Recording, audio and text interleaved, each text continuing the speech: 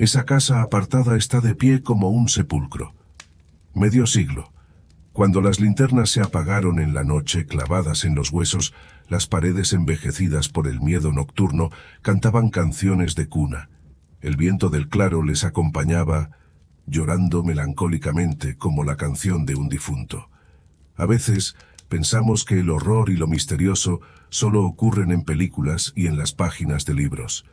Estamos seguros de que la ciencia ha triunfado en el mundo, y las historias escalofriantes y leyendas sobre lo sobrenatural son engendradas por antiguos seres humanos que deambulan entre los bosques, rodeados de depredadores y diversas amenazas ocultas en la oscuridad. Los tiempos han cambiado, pero algo en la oscuridad permanece. La ciencia no puede cambiar eso. Recientemente, mientras hojeaba las noticias en una de las redes sociales, noté que una desconocida me escribió un mensaje privado diciendo: «Buenas noches, Sergio. Sé que escribes historias de miedo.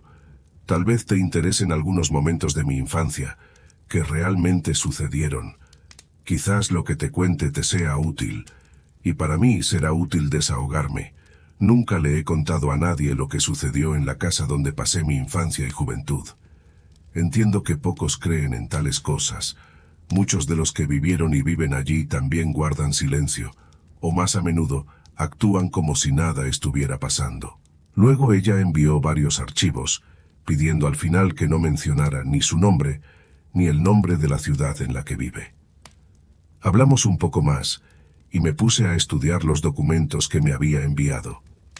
Eran relatos completamente dispersos, a veces incluso muy cortos. Después de revisarlos, decidí unirlos en uno solo. Primera entrada.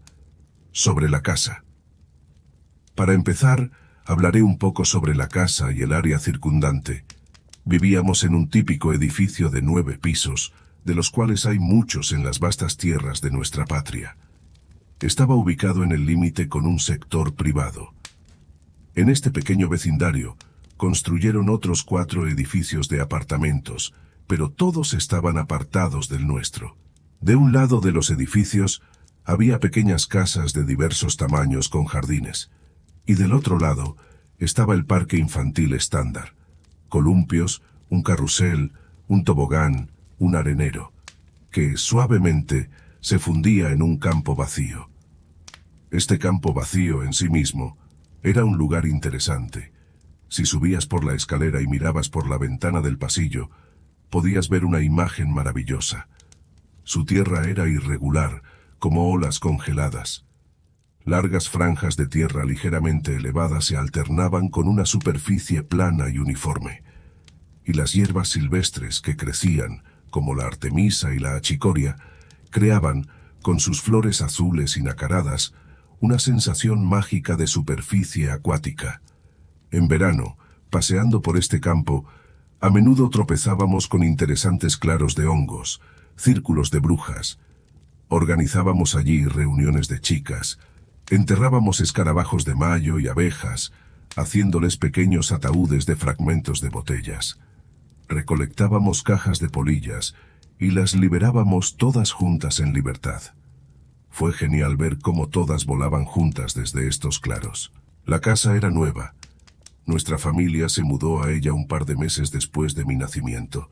Mis padres estaban muy contentos cuando a mi papá le asignaron un apartamento allí.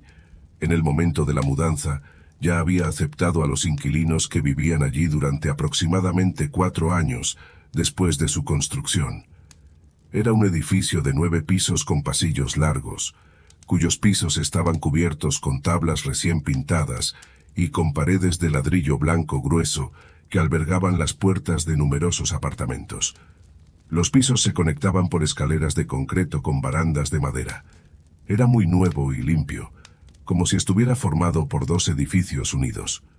2 salas, una larga y la otra más corta. El lugar de conexión era un espacio rectangular grande que albergaba 2 ascensores, ventanas y una puerta que conducía a la escalera principal. Lo llamábamos el Gran Pasillo. En el ala larga había más apartamentos y simplemente lo llamábamos el Pasillo Largo. Terminaba con una escalera de incendios, un conducto de basura y una ventana. El ala con menos apartamentos se llamaba el pasillo corto, y al final tenía un conducto de basura y una ventana. Los primeros años viviendo allí, según mis padres, fueron maravillosos. Éramos amigos de todo el edificio, íbamos de visita unos a otros, y todos se conocían entre sí. Recuerdo perfectamente los tiempos en que las puertas no estaban cerradas con llave, y entrar en casa de alguien después de llamar y abrir la puerta era normal. Todos los niños que vivían allí pasaban mucho tiempo en los pasillos, organizando juegos e incluso construyendo casitas con materiales improvisados. Pero todo comenzó a cambiar muy rápidamente. Las ventanas en los grandes pasillos y en la escalera empezaron a ser tapiadas con ladrillos, como si alguien o algo pudiera colarse por ellas. A menudo ocurrían fallas inexplicables, problemas con la luz, el agua, los ascensores se descomponían uno tras otro. A pesar de llamar a los técnicos y hacer reparaciones minuciosas, todo se rompía rápidamente y quedaba inutilizado. Antes no había misterio. Así que a nadie le preocupaba que en un antiguo cementerio abandonado y en descomposición, con la ayuda de prisioneros, según cuenta una vecina que se mudó allí una de las primeras, se erigiera un edificio. En el lugar de cruces inclinadas y monumentos derribados, se pavimentó un camino. Las rejas oxidadas de las tumbas se convirtieron en patios de concreto, y por más árboles que plantaran, ninguno de ellos prosperaba. Solo un abedul, y aún así torcido y retorcido, creció inclinándose hacia un lado del edificio, como si no quisiera crecer cerca de él. Segunda entrada. Hombre. Nuestra familia vivía en el 5º piso. Mamá, papá, yo y mi hermano menor. Mi hermanito nació un año después de mudarnos. Desde la infancia sufría de sonambulismo y dormía mal debido a las pesadillas, bastante a menudo despertándome en medio de la noche por el crujir de las tablas y los pasos susurrantes. Me levantaba, lo encontraba, lo llevaba a la habitación y lo acostaba suavemente. Amaba mucho a mi hermanito, y me ponía muy nerviosa cuando de repente empezaba a tener miedo de algo. El primer evento desconcertante y envuelto en una ansiedad abrumadora ocurrió cuando tenía 5 años. En una de las noches, mi hermano menor se despertó gritando, lo que llevó a mi madre corriendo hacia él. Bruno repetía todo, ahogándose en lágrimas. «Escucho al tío, allí está parado el tío». Señalaba con el dedo hacia la puerta de la habitación y decía que allí estaba parado algún hombre y susurraba algo. Mi mamá, encendiendo la luz, dijo, «Mira, no hay nadie aquí». Caminó por la habitación, mirando en todos los rincones, sonriendo, y asegurando que todo era un sueño. Luego, se sentó con él en la cama hasta que mi hermanito se durmió. Y yo yacía allí, sintiendo el miedo que Bruno logró contagiarme, y susurré en voz baja, «Mam, también tengo miedo». «Oh, no inventes», apenas tranquilicé a Bruno. «Tú todavía aquí», dijo mi mamá en voz baja mientras se iba, apagaba la luz y cerraba la puerta. La habitación se sumió en la oscuridad. A través de la puerta cerrada, escuché las voces apagadas de mis padres. Miré la puerta, y era tan negra, como si no fuera la nuestra y algo de otro mundo. Y a pesar de que detrás de ella la luz se filtraba por los bordes, se volvía aún más aterradora. En mi conciencia que se desvanecía, escuché a alguien gimiendo bajo mi cama. El pánico apretó mi garganta con dedos helados. Quise levantarme de golpe, pero no podía moverme. Solo escuchaba que debajo de mi cama alguien se arrastraba por el polvoriento suelo de madera y gimiendo, gimiendo. Con todas mis fuerzas intenté gritar, pero solo salió un susurro apagado. Recuerdo mi perplejidad. Las chicas saben chillar y gritar, pero aquí sucedía algo tan extraño. Y de repente, lo logré. Mi grito rompió el silencio. Mi mamá, abriendo la puerta, corrió hacia la habitación. Mi hermanito naturalmente se despertó y decidimos firmemente no dormir solos. Todos terminamos durmiendo juntos en la habitación de mis padres. Más tarde, mi hermanito solo podía dormir si se envolvía muy apretadamente en una manta, dejando solo espacio para la nariz. Durante mucho tiempo, hasta la adolescencia, lo vi construir un capullo de manta, dejando espacio para respirar. Sobre la parálisis del sueño había escuchado. Y sí, ya en una edad más consciente, explicaba lo que me había sucedido, precisamente eso. Pero quedaban demasiados peros, debido a lo que sucedió después y en la combinación de lo que ocurrió. Tercera entrada. Más negro que la oscuridad. Otro caso memorable ocurrió en una fría noche de invierno. Teníamos un televisor blanco y negro que no sintonizaba la mayoría de los canales. Pero nuestra vecina, una niña de mi edad con la que era amiga, tenía uno a color. Un televisor Samsung con una pantalla brillante que atraía con colores vivos, y yo solía correr a su casa para ver dibujos animados de Disney. Esa vez no fue una excepción. En ese momento teníamos 6 o 7 años, no recuerdo exactamente. Por cierto, ella vivía en el segundo piso. Mi vecina salió de su departamento alrededor de la mitad de las 8. Como era invierno, ya estaba bastante oscuro y las farolas en las calles ya estaban encendidas. Cada vez que salía de su departamento, después de disfrutar de los alegres dibujos animados y la cálida luz de su hogar, solo pensaba en que las luces estuvieran encendidas en la escalera y en el gran pasillo para poder llegar a mi departamento sin preocupaciones adicionales. En ese momento, en el edificio, muy a menudo, incluso demasiado a menudo, ocurrían problemas con la iluminación. A veces, todo el edificio se quedaba sin luz durante horas. En el pasillo largo, y también en el corto, los residentes se esforzaban para que al menos una bombilla estuviera encendida.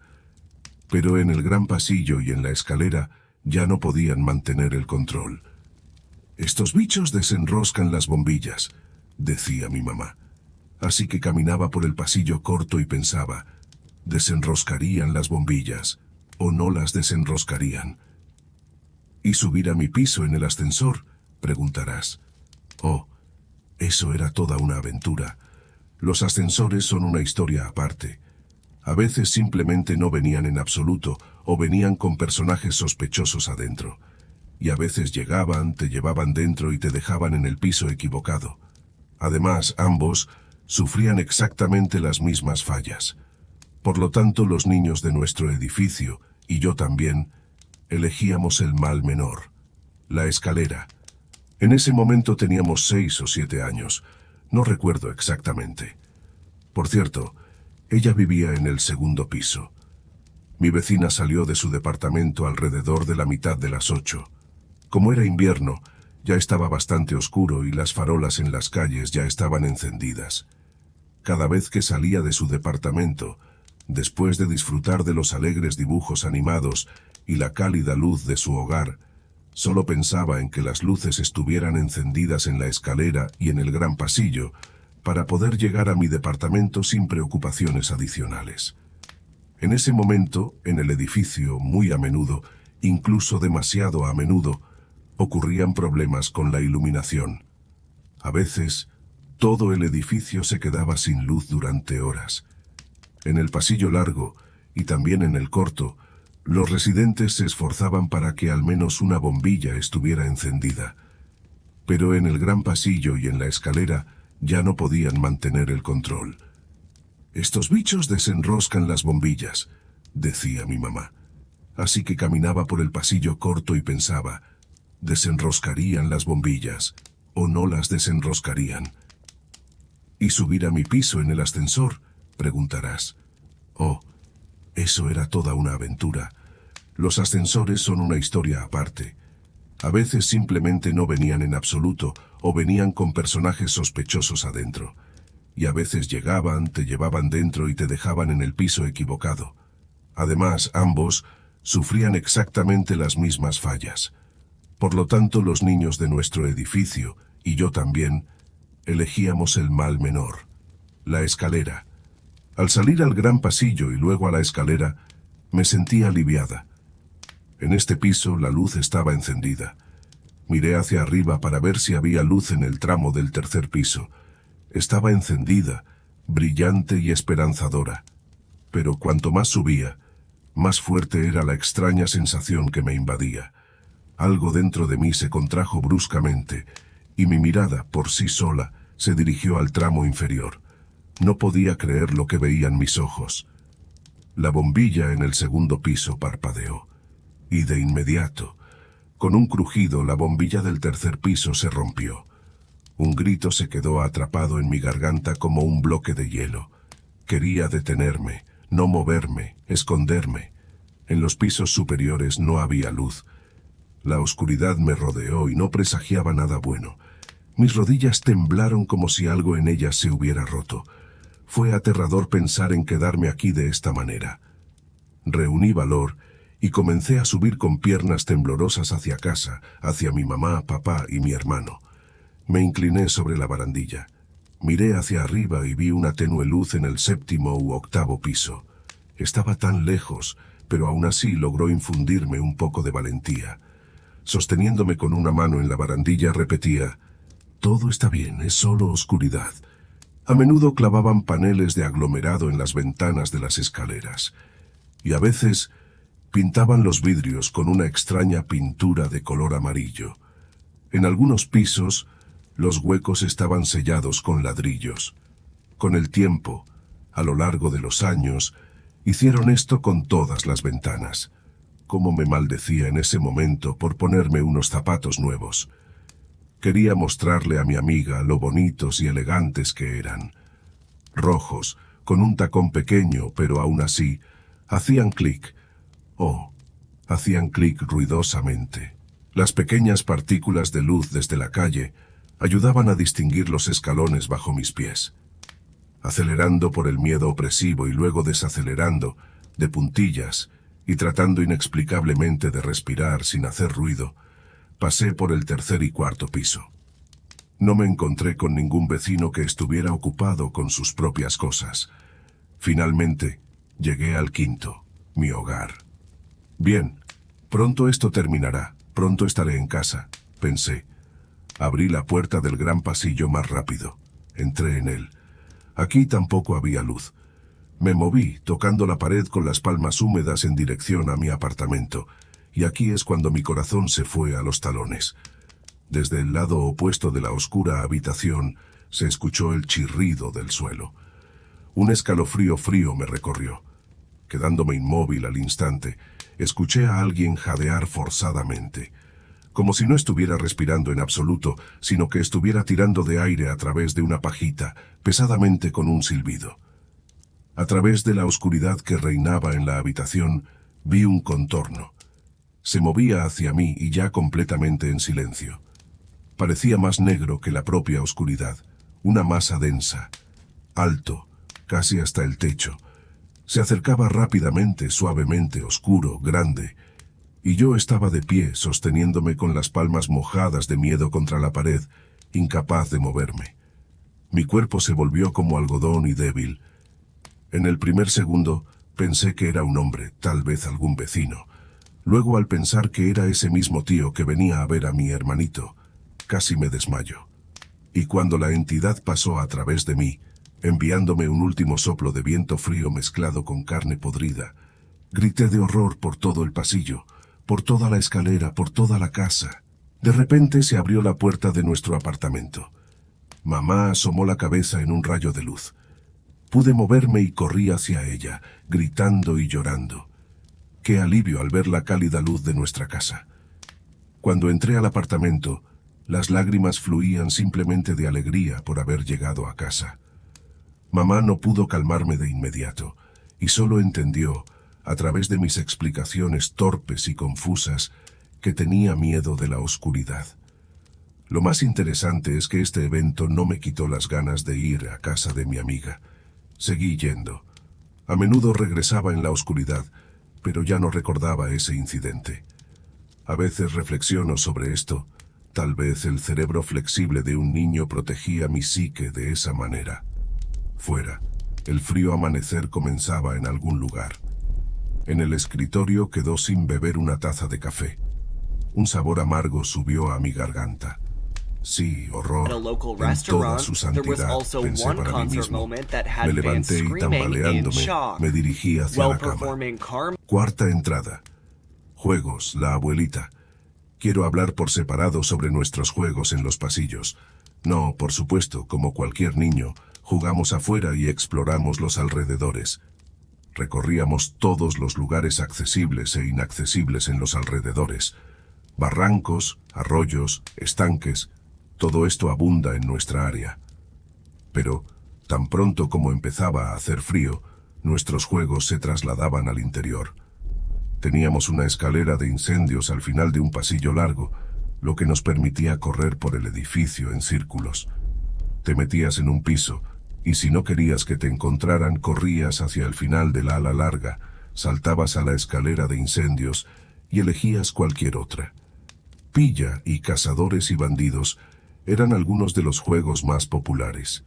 Y en cuanto empezaba a oscurecer, jugábamos al escondite en la oscuridad. Nos limitábamos a 2 o 3 pisos. Elegíamos los contiguos, los más oscuros, donde esta vez no había luz. Recuerdo que cuando teníamos 5 o 6 años, los niños mayores no querían llevarnos a este juego. Decían que éramos demasiado pequeños. Entonces, inventamos el nuestro. Era simple, pero no menos aterrador por eso. Éramos unos 5. Formábamos una cadena, nos tomábamos de las manos y caminábamos por el largo pasillo, hacia la oscuridad. Dejábamos la puerta al pasillo iluminado entreabierta y avanzábamos lentamente hacia los ascensores, que estaban en un área aún más oscura. Íbamos y murmurábamos suavemente: no tememos nada, todo el camino. Teníamos que llegar al lugar y quedarnos allí por un tiempo, temblando de miedo y superándolo. Quien se quedara más tiempo ganaba. A menudo, alguien se rendía y corría de nuevo hacia la luz. Sabes, Sergio, siempre me pareció que al salir de ese rincón nos volvíamos de alguna manera diferentes. Al hablar de todos estos juegos, no puedo dejar de recordar otro. No recuerdo quién lo inventó ni cómo llegó a nosotros. Pero la esencia del juego era asustar. Rápido, con calidad, de repente. El líder del juego era alguien que conocía toda su esencia. Para empezar, acordabas con alguien que sería la persona para asustar a los demás. Se metía debajo de la cama de manera que solo quedaran las piernas fuera, hasta las rodillas. Se acostaba boca abajo. Se ponía una chaqueta en la parte visible de las piernas. En la chaqueta metíamos juguetes suaves y todo lo que pudiera crear la ilusión de que era una persona. En los brazos de la chaqueta se ponían guantes o manoplas, y los pies se ataban con un pañuelo. Debajo de él también poníamos algo para que pareciera una cabeza. Luego, llevábamos a las personas asustadas a la habitación. Apagábamos la luz principal y dejábamos alguna lámpara encendida, una por una. Sentábamos al jugador en la cama sobre la abuela, y el líder explicaba que la cama es un tren bajo el cual la pobre abuela quedó atrapada. Está muy mal, pero necesitamos descubrir su nombre. Di diferentes nombres, y si adivinas, se moverá un poco. Pero con la persona de la chaqueta, ya acordabas no sobre el nombre, sino sobre su cantidad. En promedio, en el 7º u 8º nombre que pronunciaba, aquel a quien asustabas doblaba bruscamente las piernas.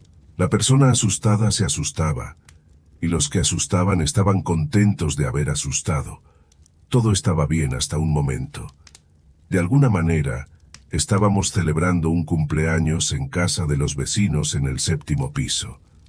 Los adultos en la cocina, los niños en la habitación. Todos los niños tenían entre 8 y 10 años en ese momento.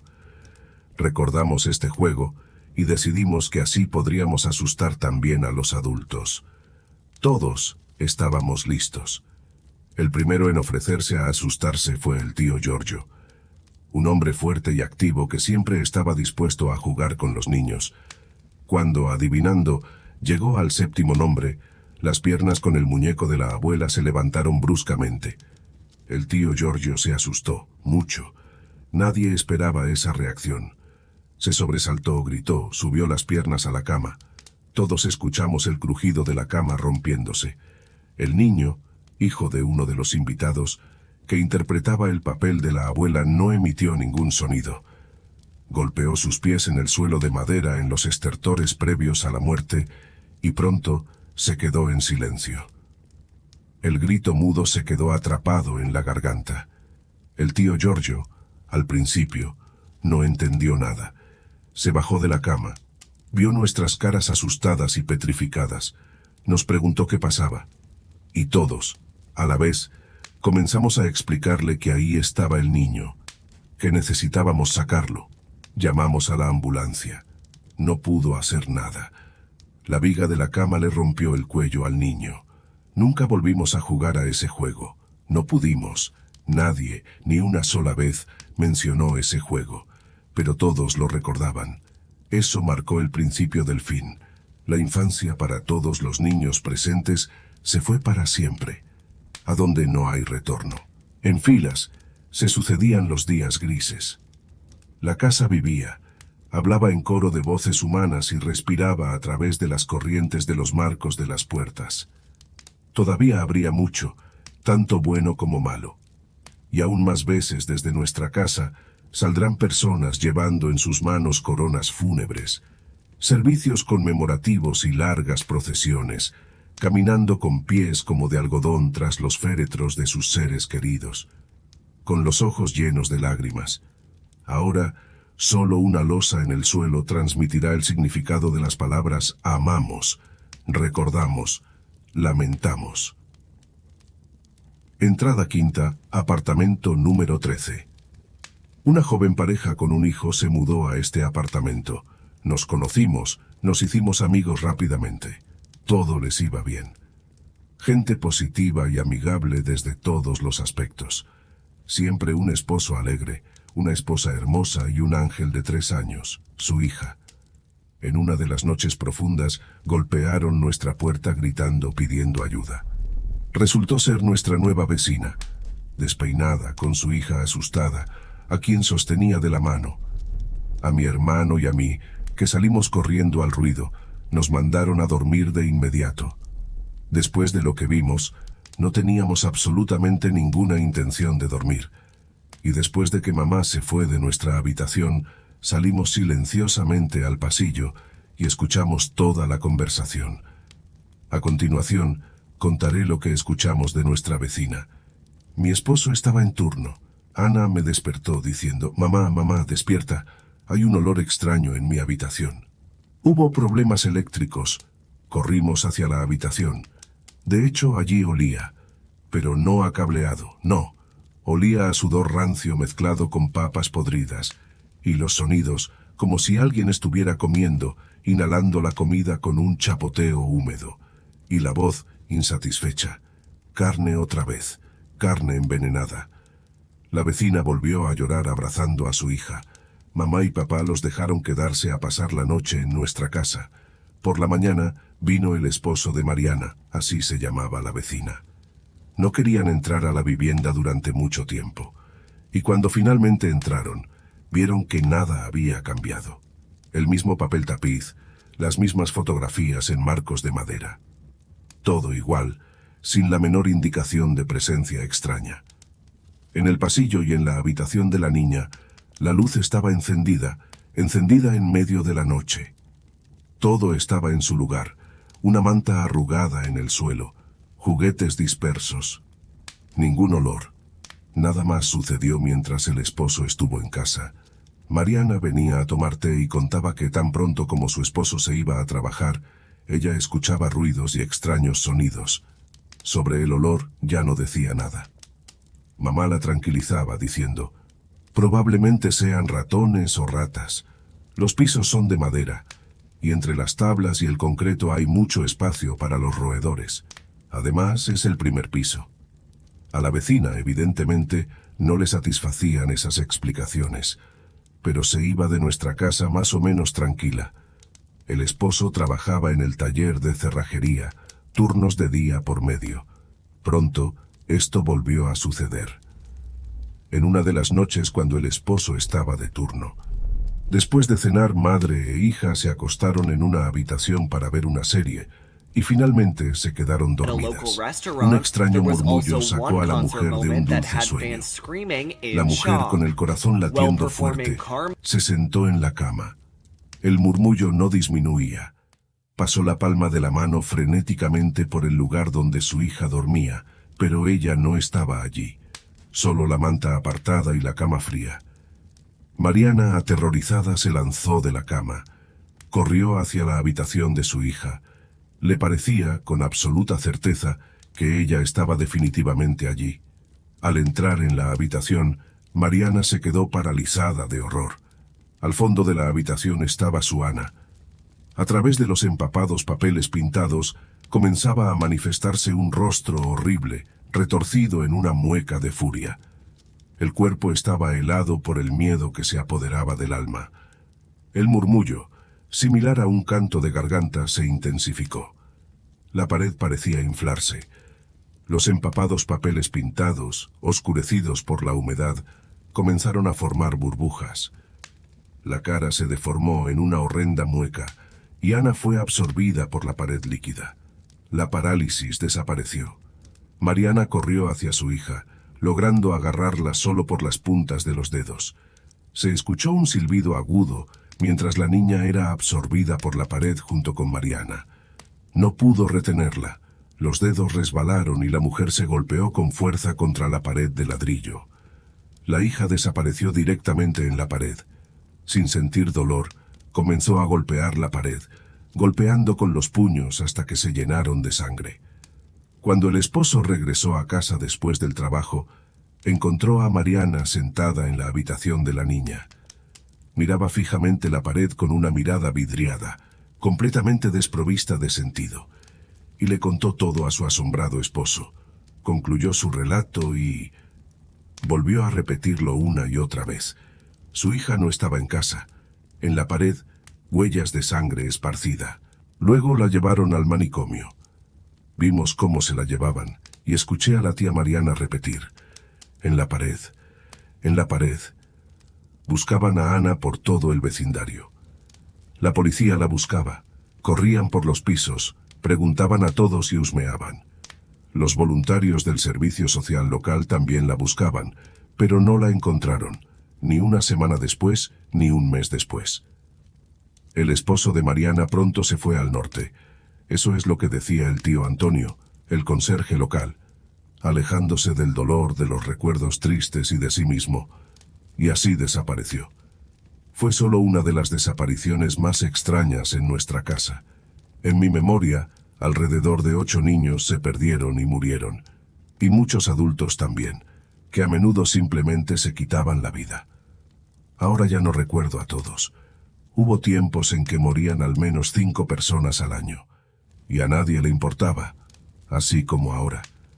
No lo creerás, Sergio, pero a los 16 años ya me había acostumbrado a que sucedieran cosas así, y que la muerte siempre estuviera cerca.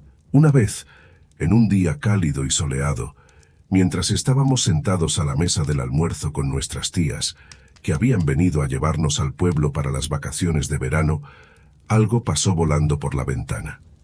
Se estrelló sordamente contra el suelo. Mi hermano y yo fuimos a la habitación de al lado para ver qué había caído. Miramos hacia abajo y vimos un cuerpo amarillo. Parecía que algo se había desgarrado instantáneamente por dentro al caer, de una mujer en bata de casa, y simplemente volvimos a nuestra comida. Los adultos se asustaron y comenzaron a preguntarnos qué pasaba. Y nosotros, tranquilos y simplemente dijimos: sí, una mujer simplemente cayó. Ellos no se acercaron a las ventanas. Empacaron sus cosas tranquilamente y se fueron al pueblo. Los suicidas de nuestro edificio casi siempre elegían la escalera del pasillo. Caían desde el 9º piso hasta el techo del primero, así que probablemente el incidente con la mujer que cayó en un lugar inusual fue tan memorable. Creo que la casa estaba reclamando lo suyo, o el lugar, probablemente era específicamente el lugar. Amaneció. Una taza de café medio bebido estaba en la mesa junto a la computadora portátil. Después de recibir otros 2 correos electrónicos, los pensamientos en mi cabeza se mezclaban como hilos antiguos. La voz de la razón, vagando en el subconsciente, intentaba encontrar alguna explicación lógica para lo escrito. Pero todos los intentos fueron en vano. Ningún autor se acercará a esos eventos aterradores que a veces nos presenta la vida. Pasé todo el día siguiente buscando información sobre esa casa. Pero aparte de que fue construida por el esfuerzo de la comunidad local, no encontré nada. Más tarde, al buscar en los foros de esa ciudad, no proporcionaré la dirección ni el nombre de la ciudad por las razones mencionadas anteriormente, logré descubrir que durante la construcción de la desafortunada casa, las rarezas ya habían comenzado. 3 reclusos desaparecieron sin dejar rastro. Se emitieron órdenes de búsqueda, pero nunca los encontraron. Sin embargo, los extraños incidentes durante la construcción continuaron. Mientras tendían los cables eléctricos en la casa sin energía, un electricista resultó electrocutado por voltajes que aparecieron de la nada, alcanzando 1000 voltios. ¿Coincidencia o la malévola intención de alguien?, preguntarás.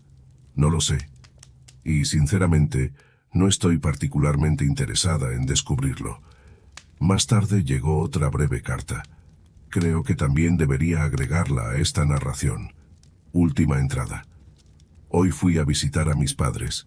Me sumergí en la atmósfera, por así decirlo, y decidí escribir una breve conclusión. La casa sigue en pie. La gente vive en ella. A algunos no les afecta. Mis padres también viven allí. Mi mamá no quiere mudarse, y mi papá se han acostumbrado. Mi hermano menor, ya completamente adulto, se mudó de allí hace mucho tiempo. Me ha tocado mudarme muchas veces a lo largo de mi vida. He cambiado de residencia al menos 5 veces, y por ende, de hogares. En ningún lugar, incluso después de vivir en la zona más desfavorecida de nuestra ciudad, cerca de un cementerio en funcionamiento, sentí esa atmósfera de miedo como la que experimenté donde crecí. En momentos especialmente difíciles de la vida, mis padres me ofrecieron vivir con ellos. Siempre me negaba. Siempre encontraba una salida de cualquier situación con tal de no regresar a casa. En varias ocasiones escuché conversaciones sobre la posibilidad de demoler nuestro edificio. Encontraron una grieta en el sótano, pero nunca se avanzó más allá de las charlas. El edificio es fuerte. A veces, mientras hojeo las noticias locales, me encuentro con informes sobre otra muerte extraña. Con frecuencia veo el nombre de nuestra calle y el número de nuestra casa. Ahora, las muertes en él ocurren con menos frecuencia, aproximadamente una vez al año. Pero incluso eso es mucho. Nadie habla de ello o reflexiona al respecto. La casa sigue reclamando lo suyo. Cuando me alejaba de mis padres, observaba cómo se mudaban nuevos inquilinos, una familia numerosa. Lamentablemente eligieron el edificio equivocado, construido en el lugar equivocado. Si te ha gustado esta historia aterradora, no olvides darle like, suscribirte y activar la campanita para recibir más contenido escalofriante como este. Y recuerda, mantente alerta y nunca te aventures solo en lugares oscuros y desconocidos. Hasta la próxima.